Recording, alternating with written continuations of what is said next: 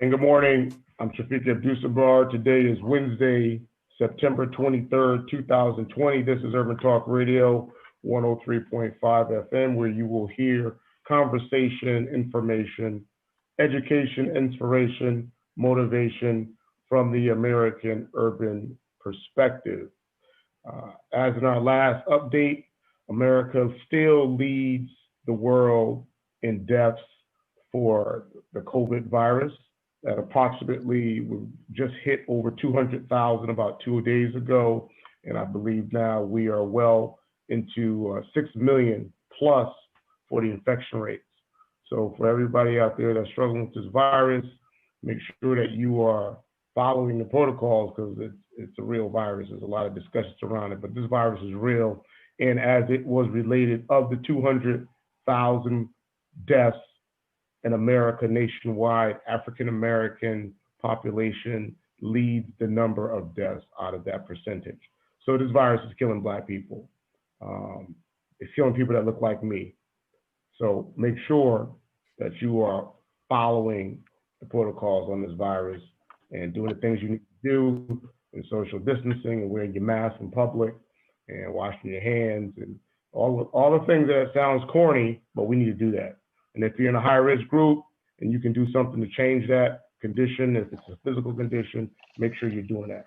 So good morning and welcome to Urban Talk Radio. For my listeners out there, you can stream this show live on your smartphone by logging on to newhavenindependent.org. You can also join our conversation on Bold Minds at Twitter or at Facebook at Bold Minds.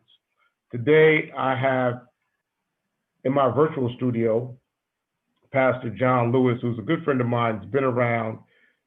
We'll use all of the words that everybody have now become familiar with: in the trenches, on the street, all this other things that people now, I'll be honest, that people who have not really been a part of this fight, now they try to use words to qualify themselves to make it seem like they've been in the struggle. But I say, yeah, you know, so-and-so's in the trenches with me. It's like, dude, I ain't seen you.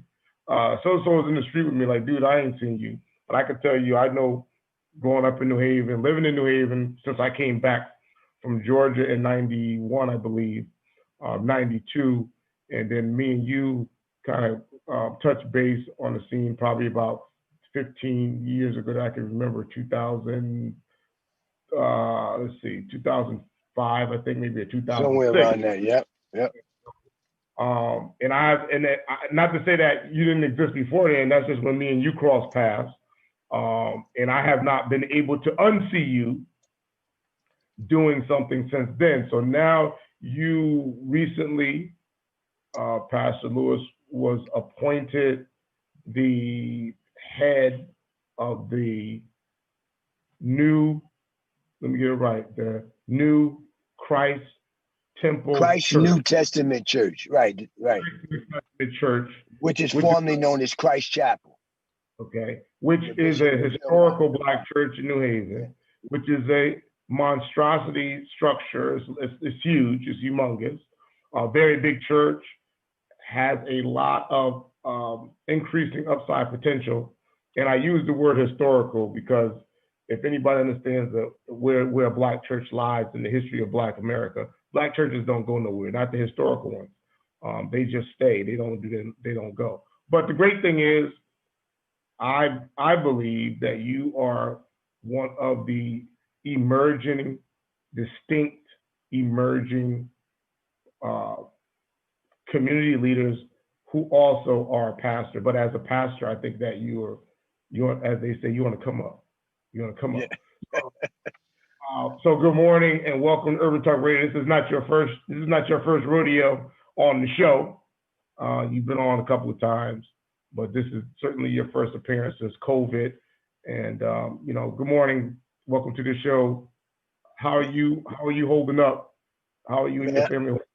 We're holding up fine. It's always good to see you, Shafiq.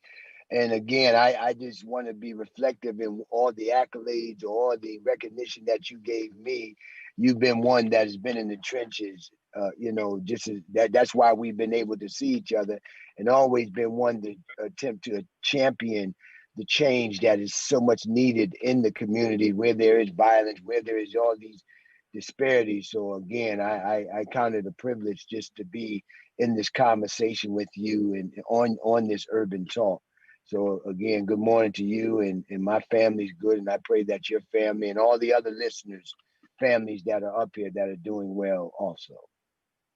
So, today's show, I'm gonna continue to talk about urban wellness. I had Selwa, which my daughter, I had her on last week. She was talking about a concept of cleaning up the neighborhood, freshen up Fridays. And they later did an article just recently came out talking about what she's trying to do. And actually yesterday she did what she's telling me something with another national network, but I don't want to say it because I don't even know if I'm under that protective, not supposed to talk, so I won't talk about it. But yeah, I won't talk about it. But I, like you, have been sitting home emotionally tormenting my emotional community side of me, saying, damn with the violence, damn with the police brutality, damn with the COVID, like COVID killing black people. Police are killing black people through some of these, bad engagements. Black people are killing black people. It's like, damn, like totally under attack. Like, what do we need to do? So it's like some people are doing all right. We had the protesting for police. We got the people trying to address the police stuff. So we got that, right? We got doctors working on COVID. For the first time in a while, I've seen like black professionals stepping up and having things to say about COVID. And so we had a voice there. And then it's like, while all these people, it seems like, are fighting this battle for black people, fighting to keep everybody off of black people. In the meantime, it's like black people are on the first floor murdering each other. Turn TV on, last week, Chicago, 36 people shot, 6 people killed. New York, 52 people in a week and shot. So you just got all this like, damn, this is not like white people coming into the black neighborhood shooting black people. This is us that look like us, dudes that look like me and you, shooting dudes that look like me and you. So that's been a struggle for me, and we have had some conversation around that. So I want to, really just talk like, what is the move forward? I mean, like even New Haven. So we're in New Haven, Connecticut, approximately, I believe, 125,000 people. They used to say that we were like 150,000, but then when everybody went home to New York at the end of the day or wherever they live, we were down to like 95,000. But we have a very large undocumented immigrant population that when I was in law enforcement, we said peaked around 15,000. That the numbers that we did have. So it's people in this city, right? We got people living in the city.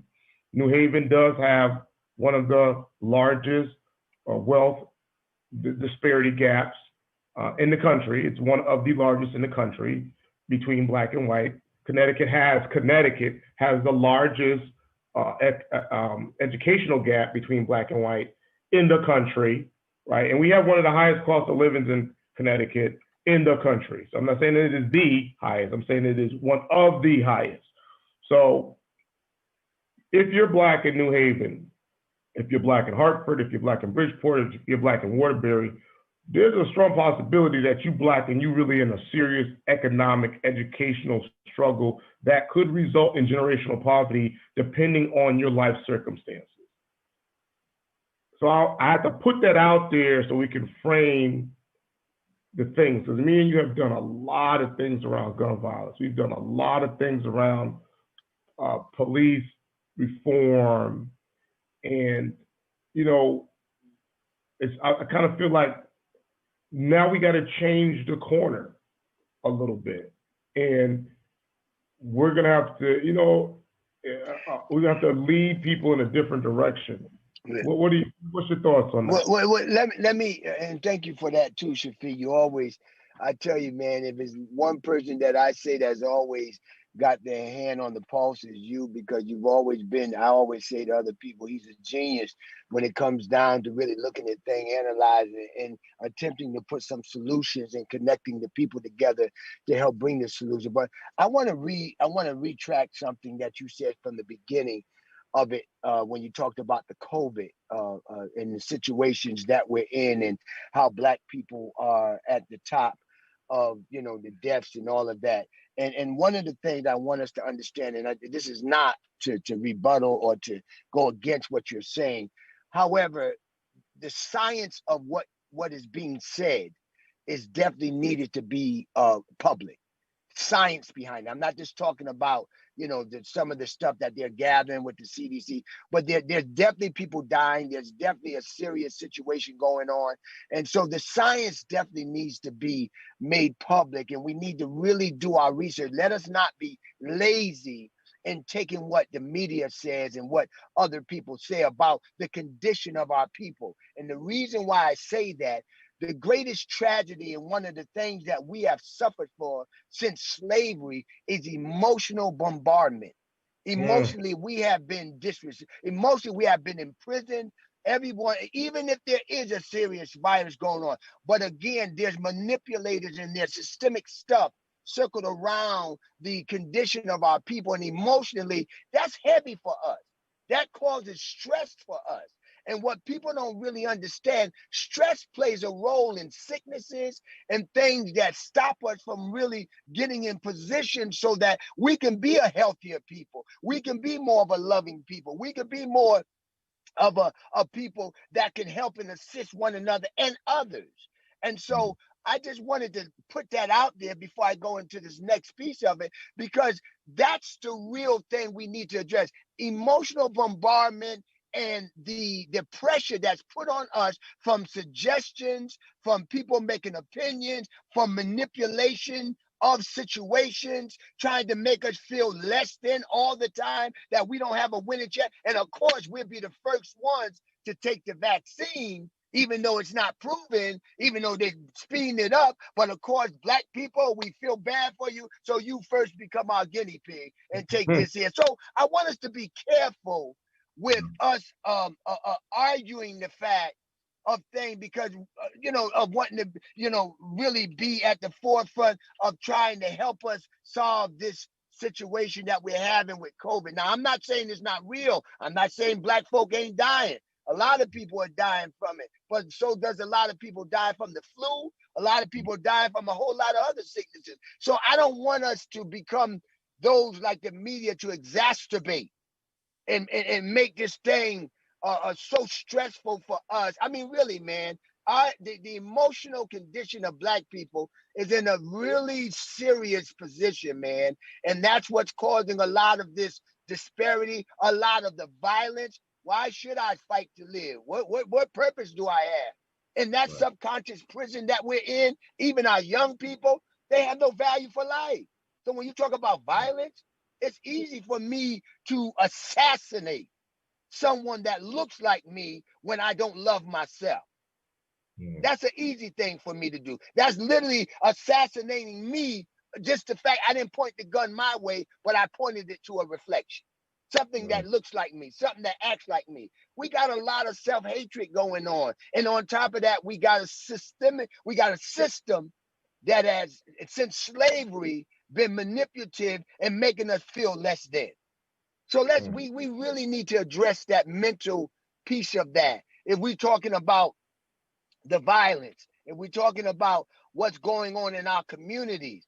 See, and as a pastor, as a spiritual leader, listen, let me X the pastor out. As a spiritual leader, and I say that and because we got different people of different faiths, different religions who are spiritual leaders. And if you are a spiritual leader, you need to have a level of morality that can transcend and supersede any fractions or anything that divisions and all of that, that can help raise the level of love, raise the level of hope of the people.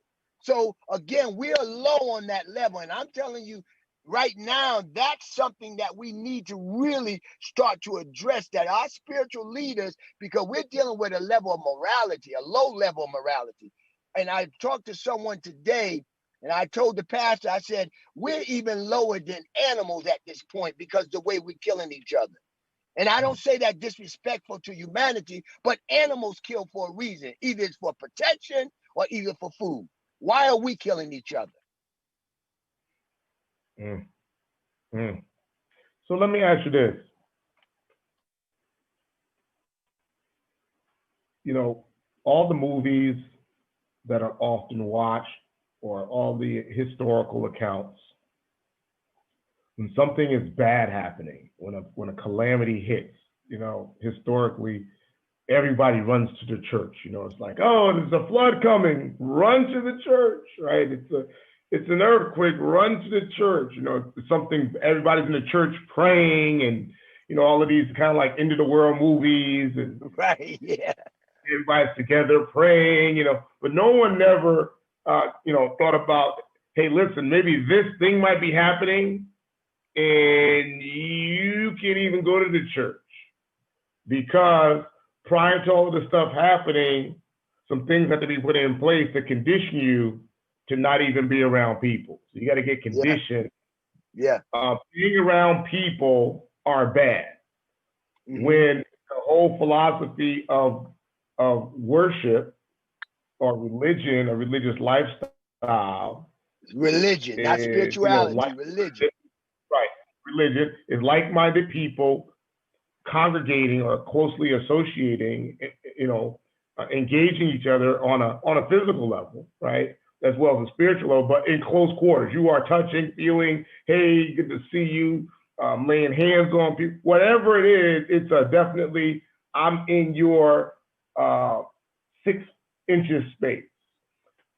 My question to you is now, because from what you were saying, hey, listen, you know, we've got to trying to change the mindset of people, but you can't really talk to your people, like pastors, spiritual leaders, ministers. You know, how do you reach your community right now?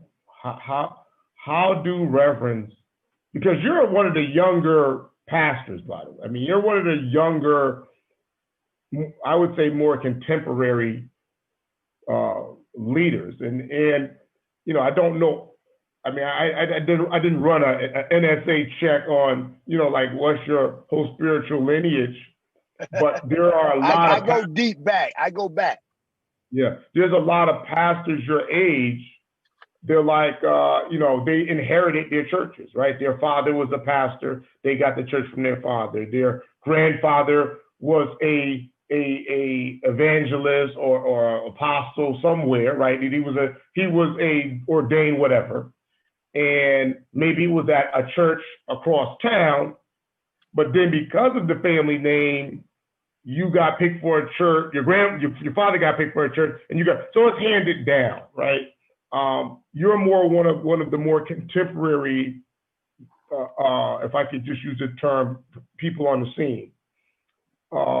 So my question to you is, because you do things often in a very unorthodox way as a spiritual leader, I noticed that your approach is a lot different.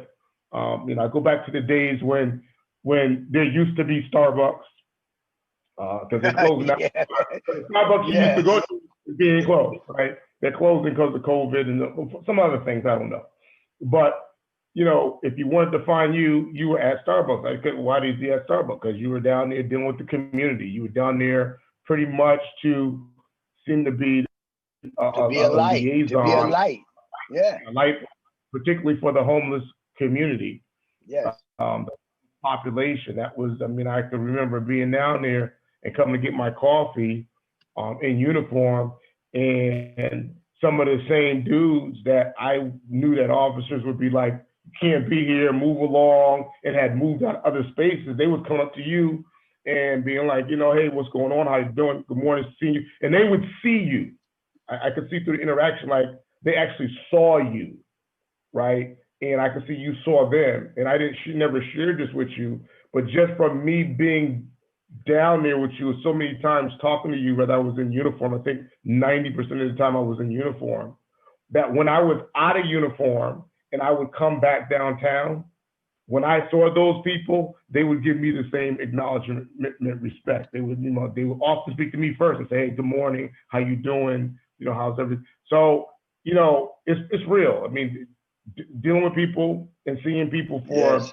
for, as a movie I watched recently, 24, where the brother was like, "I'm a man," and that's real talk. And I think that Yes.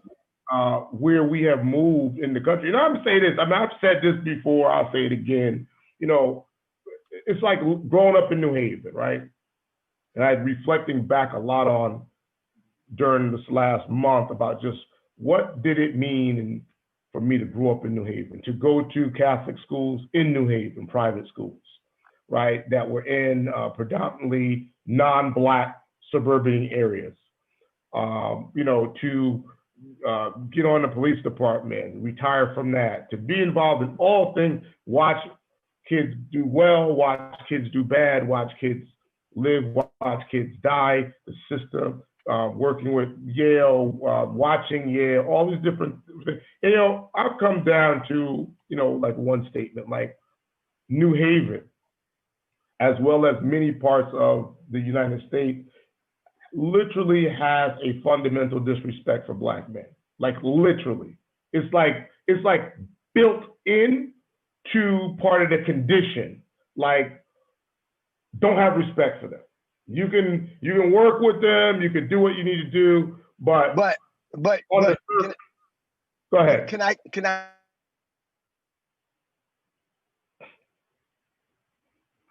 why behind everything that you presently are experiencing? And there's a why behind, there's a disrespect, not just for new Black men in New Haven, but we're talking about from a national perspective.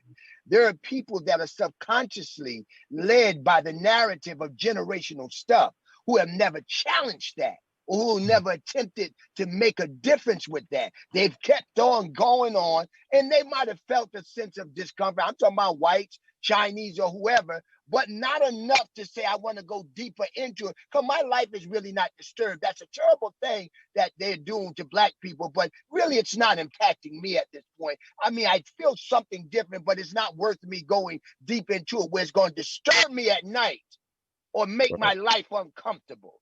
So there's a subconscious position that people are in agreement with, who are not like the African American male or African American people, or that are under this tyranny right now. It's really a tyranny that we're under. We want to be nice with it, but it's a tyranny that we've been under, and it's just been manipulative, and it's been covertly switched and changed throughout the years to be kind of a little bit better looking, so it doesn't have a lot of the external brunt to it that we can identify with, but it's been subtle. So what I'm saying is that with that is that, again, you said something about the church. First of all, passing down an organization is not spiritual identification. You can pass down an organization to your son, to your grandson, to your wife, whoever, but that doesn't mean they're spiritually qualified. My family has a lineage. My great-grandfather was one of the superintendents of the Church of God in Christ. My mother she's one of the founders of Christ Chapel New Testament Church. But that's not why I'm in the position that I'm in. But because I made a conscious decision to be a light to those that are in darkness without the four walls. I don't need no four walls, because again, when you understand the scriptures, when you understand the creator, or whatever you want to call it, it is a personal connection. It is a personal choice. It is right now not being able to fellowship in your community of people that you're in agreement with. Right now, people are faced with the real time. Not talking about REEL, I'm talking about REAL. This is real time. Who are you and what is your creator to you at this moment, those that are spiritually conscious? What about this moment? The Bible says, work out your own soul salvation with fear and trembling. So this takes us away from all of the entertainers, because there's some great entertainers, and I'm not trying to, and I'm talking about in the spiritual, in the religious circle. I'm talking about in Islam and Buddhism, Hinduism, whatever isms that you might be. They're great entertainers that know how to captivate the minds of the people. But we're in a crisis right now that are really asking for those who are really truly about making a difference to step out and be courageous enough to confront the atrocities that we're confronted with today. Those that are spiritually conscious and have some moral fortitude. Again, we have great program people, but we need those that are spiritually conscious, those that have some kind of morality. Because what we're dealing with, again, around the spectrum, around the board, Shafiq, is morality. In police departments, in the health industries, in the economic, whether it's business, we're dealing with morality. We're dealing with people who are not honest. We're dealing with people who do not have integrity. And so there's so much that we have to address. But I'm saying this, and I'll say it redundantly, the spiritual leaders, if that's who you say you are, it is time for us to be a part of what I call the nation of God. I don't care what religious background that you have or what you practice. There is a principle that we should all be in agreement on. And even if you're an atheist, that you practice being a good person, that makes you a part of this nation. That you know how to esteem the others higher than yourself, that you treat people the way you would like to be treated. You still are a part of this. You don't have to believe in no creator. You can believe in the two elements coming together. I don't care. But the question is, what is the evidence of what you believe in, and does it have the ability to unite people and to love and respect each other? If you're just joining us today on Urban Talk Radio, we're discussing religion, race, politics, COVID. Title of our show today is Straight to the Point, and you can join our conversation on Facebook at Bold Minds and Twitter at Bold Minds, and you can also stream this show live on your smartphone and computer by logging on to newhavenindependent.org. My guest today is John Lewis. He's a community leader and he's the pastor in the city of New Haven. And we're trying to talk this thing out. We're trying to talk this thing about the gun violence and particularly the gun violence as it keeps, hit on the radar. And, Francis Fanon, in one of his books, Wretched Earth, he talks about this in a way of the Africans who were imperialized by the French in Algeria. And he says that often, and I'm paraphrasing, that a society, an oppressed society, will internalize that oppression by turning the violence onto themselves. It's a cry for help. It is what you said earlier. People not recognizing sometimes their own humanity caught up in a lot of different things. What is really interesting is as we see the pushback from these incidents with police in the community, these shootings, the chokings, whatever you want to call it, you see the community pushing really hard back. They're pushing hard back. One could have a theory, and the other theory could be that when that energy of the public, particularly of the Black community, that's driving this, that at some point, very soon in the near future, as the young people say, they coming for spiritual leaders, right? They come in to say, listen, you was whatever, and it's time to get out of the way. I mean, we're seeing it now. To be honest with you, I saw it in 2014 with the death of Mike Brown, and when the Mike Brown incident hit, Al Sharpton, Reverend Jesse Jackson, Reverend, flew into Ferguson, and they wanted to. This is the early stages. This is before Eric Holder, the Attorney General, was there, and they flew in. It was I think within 5 days, and they was trying to meet with and the protest was like, go back home. Right. Like, go back. This ain't you out your league. We about to do something different, right? It was almost like they was like, well, we're here. They was like, nah, we ain't doing that. We about to do something different. And within like a couple of days or so, boom, You didn't see them no more they had nothing to do. When they showed back up in Ferguson, it was for the funeral. And then when they showed back up again, it was when they was meeting with President Obama. So it's very clear that the movement in the street, whoever is out there in the movement, I'm imagining, right? I call them the contemporary leaders, spiritual leaders are there. But it appears that because COVID is here, man, like look, every church literally is closed. But Shafiq, let me say this though.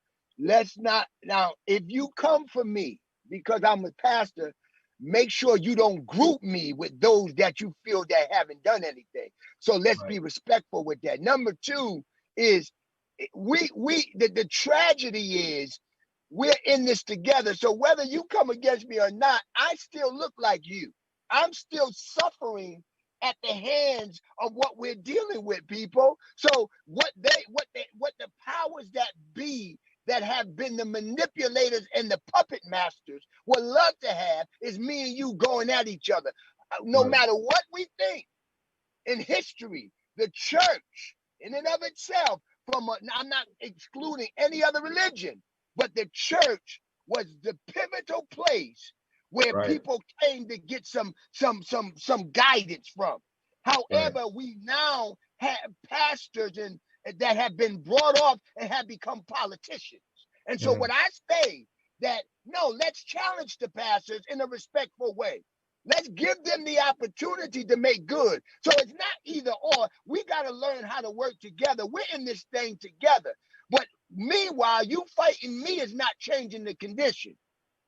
It's not going to bring no healing that is much needed. That's what they designed. Do you not think for a system to have 100-year agenda? You don't think they know how to manipulate me and you to go at each other? You telling me that me and you as a people that are suffering, we can't have a family conversation, and we might even go to some blows in private. But when we come out publicly, we need to be united together. So I say this to all of those young people and those that are with the movement in the streets and everything, instead of us showing our discord or our dislike against another that looks like us, let us have a meeting in private. Let us not let the media start to show the divide, because people watch that, and that's how they're able to continue on to manipulate that. If you got a problem with me, knock on my door. I'm gonna talk to you. Let's sit down and talk, but let's not make it a public exposed discord that now people can manipulate. And that's been one of the problems. I say to us who are out in the front line, challenge your leaders privately. Ask your pastor, why not we involved in going to the communities preventively? See, the reason why Jesse and Al was rejected, because there was no preventive measure. The church is safe as long as we have people that are part of our congregation. But the truth of the matter is the community is your congregation. You should be preparing people, discipling people to go out to make connections with the community before the experience of an event that's tragic. Therefore, we have a relationship and they would embrace you. Matter of fact, they might even call you. So New Haven, I'll call it the pastors, the clergy, whatever, actually had a couple of challenges. I mean, you guys had the incident of the Hamden and Yale police shooting not too long ago. That was the first challenge. You had another challenge around the spike in gun violence during COVID. And I will say that, to be honest with you, I give my grade. I give you guys like a B, and I give, in terms of a grade, letter grade between F and A, right? I give you definitely a B on the police shooting. Real powerful stuff came out. You guys were unified. Did a couple of series of press conferences. Started off having some talks. Different people got into the community, got involved. And pretty much stayed together, stayed really together on that. And that was powerful. That meant a lot to the community and people. I saw the difference. And then there was the election. The election between Mayor Elliker now and then at the time Mayor Hart, where y'all were creating a unified approach to represent the interest. I'm new to the group, so be careful with Yeah. the y'all. Well, I'm just saying it was good, and it seems like there was a unified front. Some people splintered and I'll say went rogue on their own with it. I would say, hey, it was what it was. And then recently, the response to the massive uptick surge on gun violence in the city, the school reopening process, and some other things, it seems that the clergy, the leadership in New Haven, that you all have continued to work very well. I would say with that. So I gave like a B- on that, only because we're still trying to find our way through some of these approaches. Do you? I guess the question is, we've got an election coming up, and there's a lot of anxiety in America right now. I've talked to everybody that does not look like me, that is a friend or a constituent. I have tried to have a conversation, or as I'm doing the things I do in those circles, in every conversation, I should go back. In those dealings, whether it's I'm dealing with people for business or community wellness or art or entertainment or whatever the coffee meeting is, somewhere in there, the election pops. The president's views.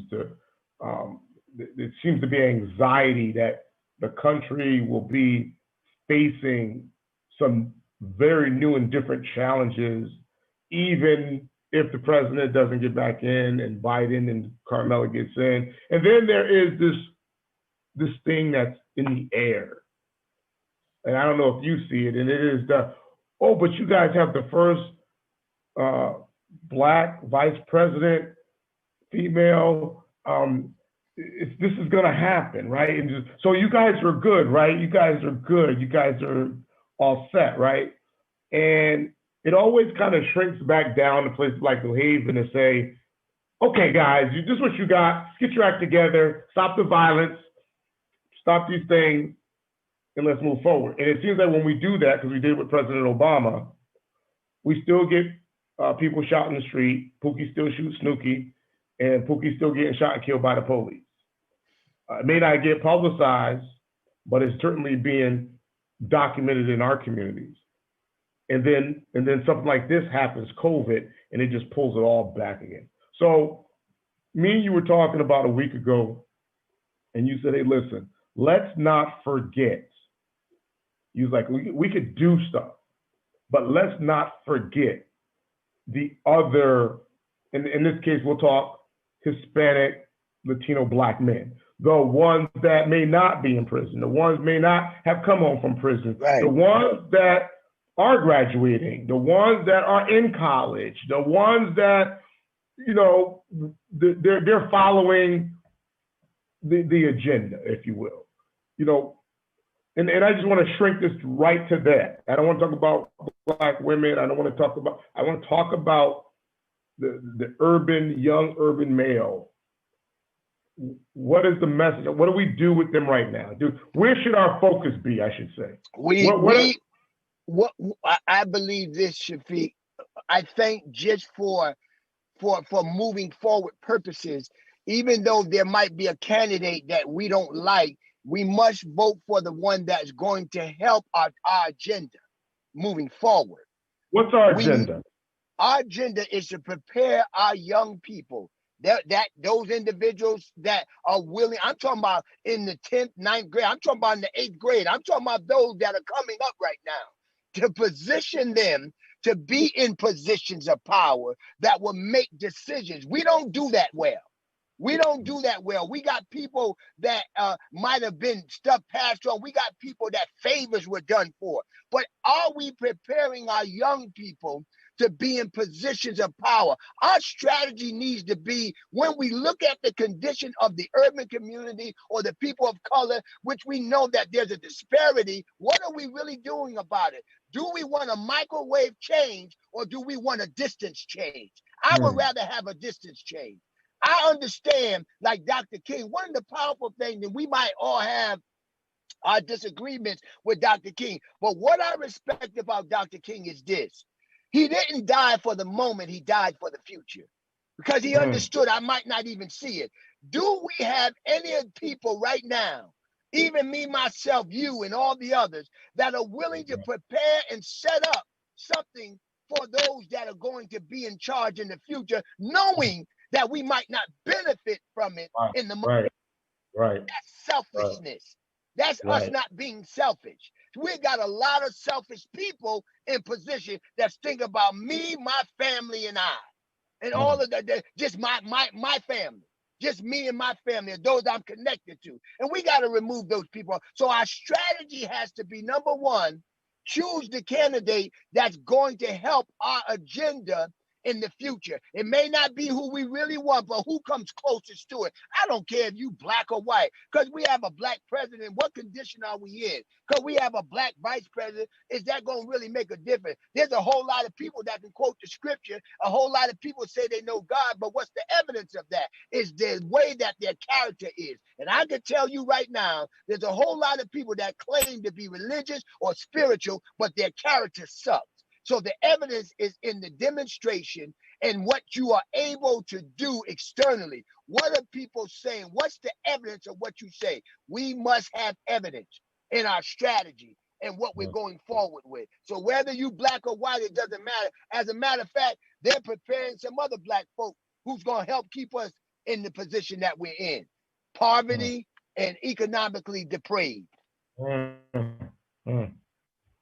That's deep, man. It's like, listen, man, I'm ready to cut you a donation check right now at this point. You do that. You do that. No, but you know what? Because there's so much going on, and you know, if I think of us as, you know, it's almost like we as a black nation, right? Come on, man. Being part of the black nation. Wait a minute. I like that, but let's be safe with it, Shafiq. It is not because we want to say we are the black nation. Let's be silent on that and let the visual piece of that speak to that. Because I don't have to say I'm a black man. Look at me. And the problem is we're overdoing it. We're saying that blacks are in poverty. Well, hell, you see us in poverty. You see us unjust. We don't need to keep saying we're a black man or we this. They're looking at us. So collectively, once we start to come together and do what we must, we don't have to say the black nation or the colored nation. We are the nation that's moving forward. You don't have to say spiritual leaders or religious leaders. We are conscious people who have a respect and morality that are moving forward. It'll speak for itself. Listen, that's definitely futuristic. And I appreciate you for that, because this is certainly not something that I think we can figure out. And I think that as all of us trying to figure it out, it is, you know, we have to humble ourselves, which is sometimes very difficult for us. There you go. That's it. That's the key. Because we all, you know, the situation for us is so personal, right? So because it's personal, we all have a tendency to want to have the right answer, right? And so I want to have the right answer over you. You want to have the right answer from a different perspective. And I really believe that what you said is very true. We have to start looking at how do we put measures in place and how do we do things that will impact future generations. Because I'm 53 and gun violence became very prominent in my lifetime around 1985, 86. Wow. And I haven't seen it going away. It's just been since the crack cocaine era. It seems that it's just like the crack cocaine that became a disease for our community then, when crack was a drug and it's still a drug, but you know, black people were suffering from it and it was criminalized. But it was actually a disease because it fed off of the alcoholism that our community had suffered for so many decades.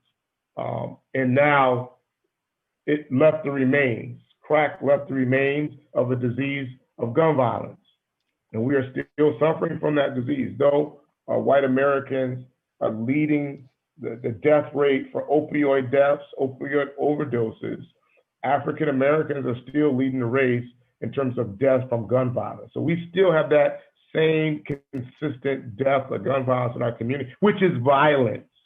And that violence is against us as a community. So, we can attack, which has normally always been my first instinct. Hey, let's do a gun violence thing. Hey, let's do this thing. Hey, let's do this thing right here. But we know that now there's enough data that we'll be in this thing next year.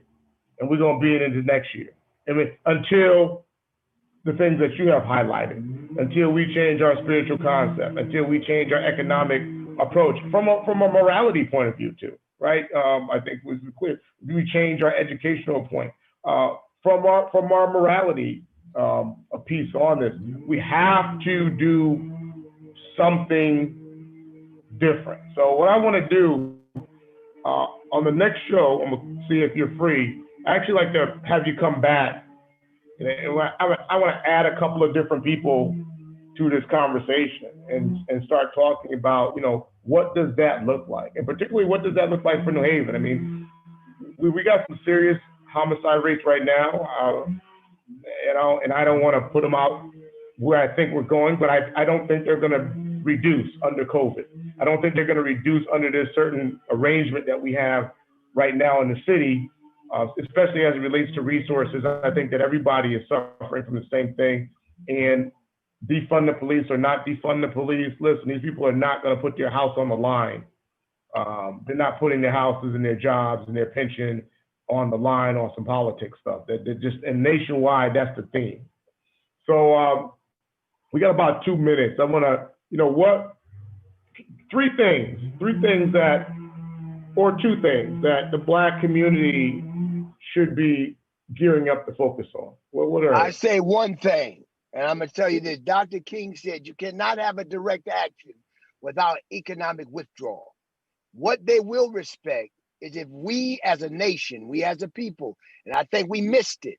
You can talk all you want, but until we can collectively come to an agreement and hold back our dollar, you will not get respect that you need from those that are in power. It is that the dollar is their God.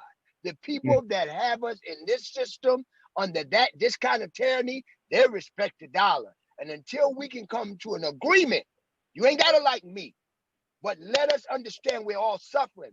We need to have a major blackout, a real blackout, an economic withdrawal. And you trust me, some other folk will start speaking for you. Those big money makers will start to now become our voice. Yeah. That's really interesting, because my boys had came home. They don't live here, so they came home and they was playing the Xbox. And when they turned the Xbox on to play a game, a whole thing came up there and said, the company and this Black Lives Matter. And we were like, oh my God. This is before we played Call of Duty. Even they're saying it. And Amazon put out a thing. And you're right. Everybody put out their Black Lives Matter statement and so forth. And since those statements have come out, I haven't added it up, but it didn't decelerate the incidents between police and the community. They are still been going. I mean, we still had Jacoby Blake. We had the Dijon Kiz. Wait, because they listen. Black Lives Matter is not an organization, so stop it. The Black Lives Matter is not about an organization. It is words of endearment about a people that have suffered under the hand of an unjust system. So it's not an organization. And what they're trying to do is manipulate that whole process so we can get stuck on an organization. It's an organism. It is a living expression. It's people that are suffering. So let's get that straight. I'm not touching that. Today, if you're just joining us on Urban Talk Radio, we were discussing issues in urban community. My guest, Pastor John Lewis, community leader and pastor in the city of New Haven, was our guest in our virtual studio. And we appreciate you, Pastor, for joining us on Urban Talk Radio. again. Remember, Urban Talk Radio airs every Wednesday at 11. We are rolling 11 o'clock every Wednesday. We be here. We're not going nowhere.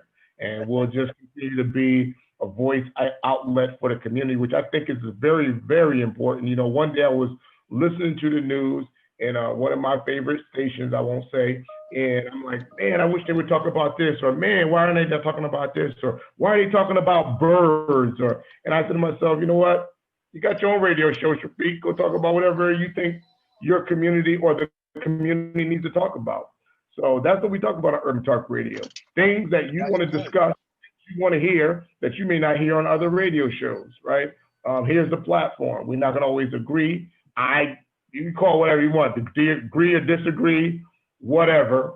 I think the goal is to get information out to the community and get conscious thought, because that's what it's about. It's about conscious thought that can be had in a space that people can share their ideas, and we always bring on the expert. So remember, Urban Talk Radio every Wednesday at 11. If you miss this show or any part of this show, you can log on to New Haven Independent.org to see any of our past shows or future show listings. Remember, Urban Talk Radio. Pastor Lewis, thank you. Thank you. And for all our listeners out there, please. All right, thank you. Thank you. Harry, take us away.